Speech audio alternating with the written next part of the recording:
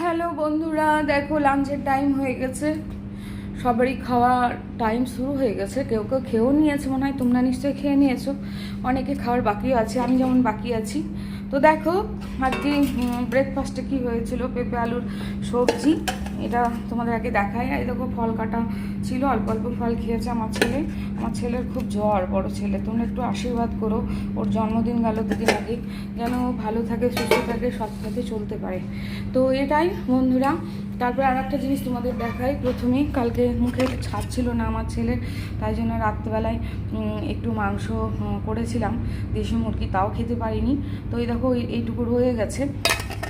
তো আর কি রান্না হয়েছে দেখো তোমরা, এই দেখো,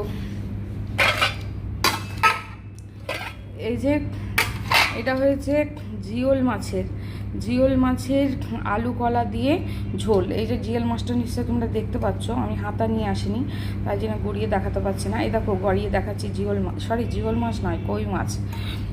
আর এটা একটা ছ্যাঁচড়া ধরনের, আমি হাত না দিলে বুঝতে পারবো না বন্ধুরা। যাই হোক, এটা একটা সব কিছু দিয়ে, মাছের মাথা টাথা দিয়ে ছ্যাঁচড়া, এই একটা। আর এই দেখো দেখতে পাচ্ছ তোমরা মসুর ডালের বড়া ভাজা, আর এই দেখো এটা আলু করলা ভাজা, আর এদিকে হলো টমেটো চাটনি। তো আর এদিকে দেখো ভাত রয়েছে। তো আজকে খাবে বলতে আমার ছোটো ছেলে তো চলে গেছে কলেজ, মানে কলকাতা। আমার বড় ছেলে আছে, আর আমার ছেলের বন্ধু আছে, আমার হাজব্যান্ডও নেই, আর সব থাকে, ওরাও নেই। তো এই বন্ধুরা, আর কিছু বলারও নেই। নিশ্চয়ই তোমরা ভালো থেকো, সুখে থেকো, সঙ্গে থেকো, পাশে থেকো। সাবস্ক্রাইব করো, লাইক কমেন্ট শেয়ার করো, ফেসবুক পেজ থেকে ফলো করো। Tata, bye bye.